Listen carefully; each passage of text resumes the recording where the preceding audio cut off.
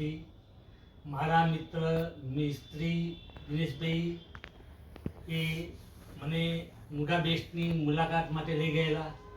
મારા મિત્રને કમરના દુખાવાની ખૂબ તકલીફ હતી, પરંતુ નુગા બેસ્ટની અંદર થેરાપી લેવાથી એમને 2-3 મહિનાની અંદર મણકાનો જે દુખાવો હતો એ મટી ગઈ. નુગા બેસ્ટ અવસર પાર્ટી પ્લોટની પાસે ગયેલ અને ત્યાંથી મેં આ નુગા બેસ્ટની થેરાપી શરૂ કરેલ અને સતત નિયમિત રીતે એમાં કોઈ રોગ કે બીમારી ના આવે એટલા માટે મેં આ નુગા બેસ્ટ હું નુગા બેસ્ટની થેરાપી લેવા ગયો. તો બેડ અને નેટ બંને દ્વારા થેરાપી મળતી હતી. પણ ભવિષ્યની અંદર મારને અને મારા કુટુંબની અંદર કોઈ બીમારી ન આવે એટલા માટે મેં આ નેટની ખરીદી કરી અને મારા ઘરે લાવી છે. નુગા બેસ્ટની કોઈ માહિતી હતી નહીં, પણ મારો મિત્ર દિનેશભાઈ મિસ્ત્રી એમને કમરની તકલીફ હતી. તેઓ રોજ ત્યાં જતા હતા એટલે મને મારો મિત્ર ત્યાં લઈ ગયે અને મને આ નુગા બેસ્ટની માહિતી આપેલ. તેથી દિનેશભાઈ મિસ્ત્રીનો ખૂબ ખૂબ ધન્યવાદ. મારું નામ પ્રજાપતિ ભગવતીબેન રમેશભાઈ.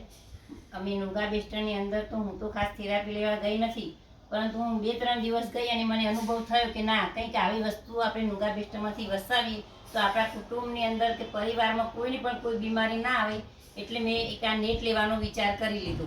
બીજું ખાસ તો મને એમ થયું કે આ મેં બ્રેસલેટ લીધું એટલે મને 2 મહિનાથી મેં પહેર્યું છે એટલે મને એવું થયું કે મને મારા શરીરને એસિડિટી, કોલેસ્ટ્રોલ થોડું ઓછું થયું હોય એવું લાગે છે. હું તો એટલું જ કહું છું કે બધા નુગા બેસ્ટમાં જે કોઈ પણ બેન કે ભાઈ આવે એ બધાને એવું જ કહું છું કે નુગા બેસ્ટની કોઈ પણ વસ્તુ ખરેખર વસાવી જોઈએ જ. કેમ કે દવાખાનાની અંદર આપણે જઈએ તો ખાલી ડૉક્ટરની ફી ખાલી નામ લખવાના 600 રૂપિયા આપીને આવીએ છીએ. તો આવું બ્રેસલેટ વસાવીએ કાં તો પછી મેટ વસાવીએ, કંઈક પણ નાની મોટી વસ્તુ લઈ અને આપણા કુટુંબની અંદર આપીએ ને તો આપણા કુટુંબની અંદર ક્યારેય ભવિષ્યની અંદર કોઈ પણ બીમારી આવી શકે નહીં. Nuga is best. Best best best. Nuga best best best. Nuga best best best.